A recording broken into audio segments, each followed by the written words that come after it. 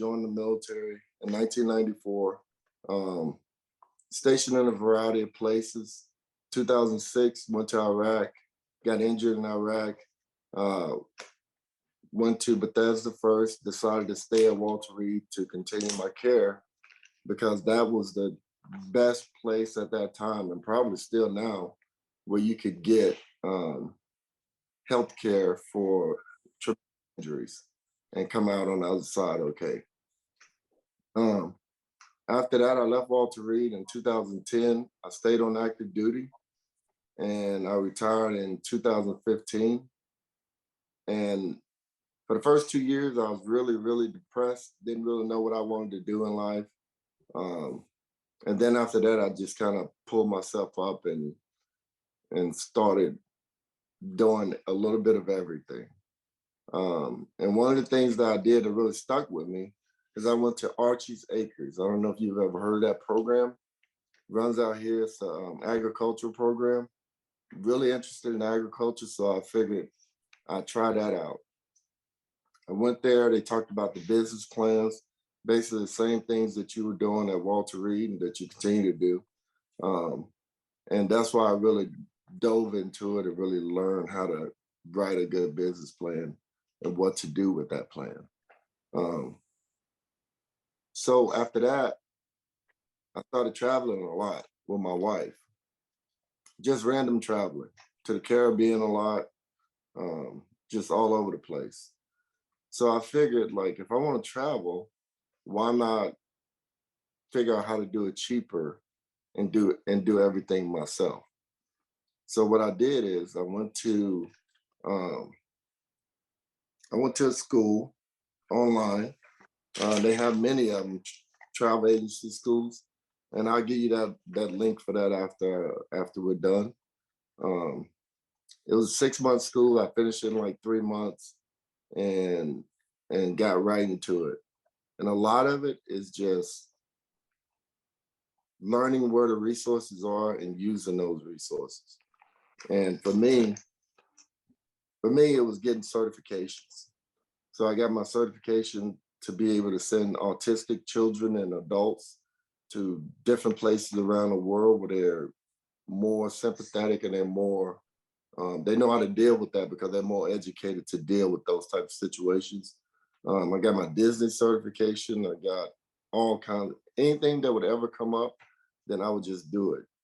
Because I keep weird hours and I'm up at 2 a.m. every morning. So I'm just doing educational stuff, sitting in front of my iPad. It didn't cost me anything because I used my laptop and my iPad to get everything done.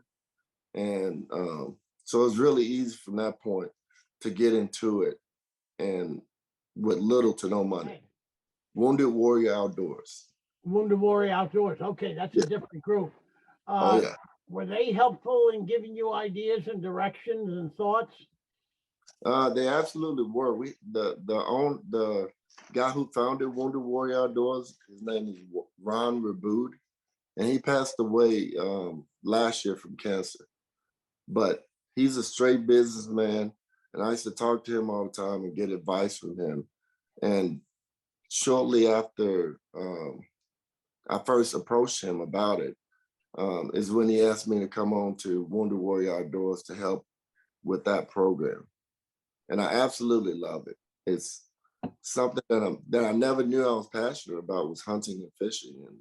And I love sending, even more than me doing it, is sending other wounded veterans on these trips.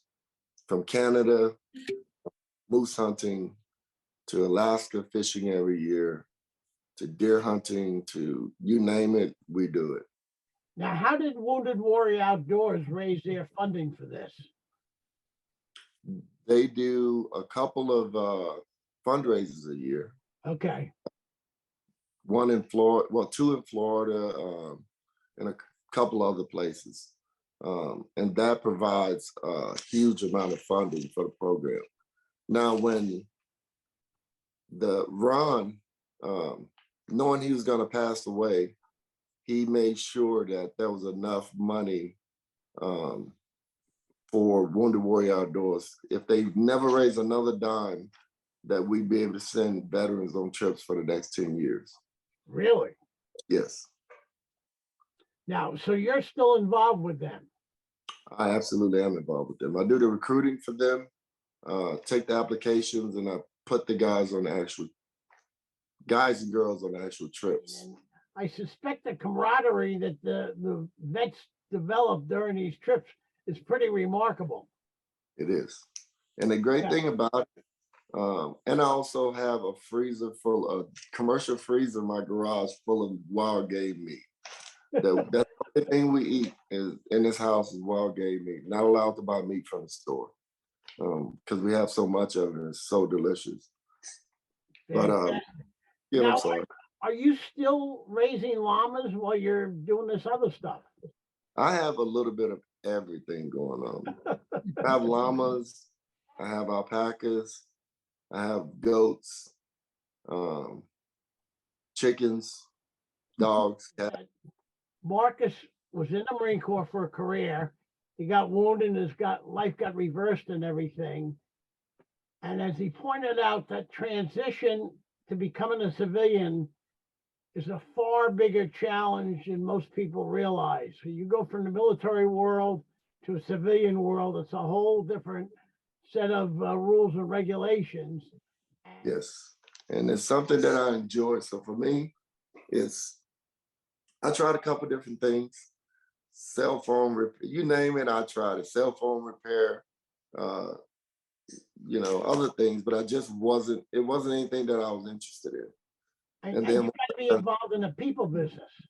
oh yeah, there you go. I love dealing with people. I have a cousin that just got promoted to first sergeant, as a matter of fact, and he's stationed out here at Pendleton. I go and talk to his unit. I still do the talks. I go to Camp Pendleton and talk. I go to Okinawa, Camp Lejeune, pretty much everywhere that Marines are, and tell my story and try to help somebody else. I do have a website I'm working on right now. Uh-huh. I have a Facebook page called VRF Travels.com. I mean, not .com, just VRF Travels. If you look it up, you can text me Mhm. or you can email at mdw0369 and the number is 949-793-5237. Don't charge anything to look up in the price, vacations, or whatever you're interested in. If you're an injured vet and you're looking to go on one of these trips, the travel's paid for, the food is paid for, the tags are paid for, the taxidermy is paid for, the processing for the meat, that's paid for. The only thing you have to do is just show up at the airport. And if you have any issues with that, we'll get you an Uber or whatever to get to the airport. Right. Yep. And are you primarily doing it on the West Coast or the East Coast also? No, all over. All over. All over. Yeah, we got guys flying from Alaska. We got guys from Minnesota, Florida, California. The trips are all over the place, so they fly from all over the U.S. Would you say you get more vets coming to you through Facebook or some of the, Definitely Facebook. yeah, I really believe Facebook is a place where the veterans communicate more on entrepreneurship and opportunities than any other place. It's the same thing with my travel business. I get more things from Facebook, and that's a lot, from just family and friends and just friends of friends. But I love it. Something that I love to do. As far as the travel stuff, I work for what's called a host agency, and that's the easiest way to get into it. But the issue is they take like 10% of your of what you make.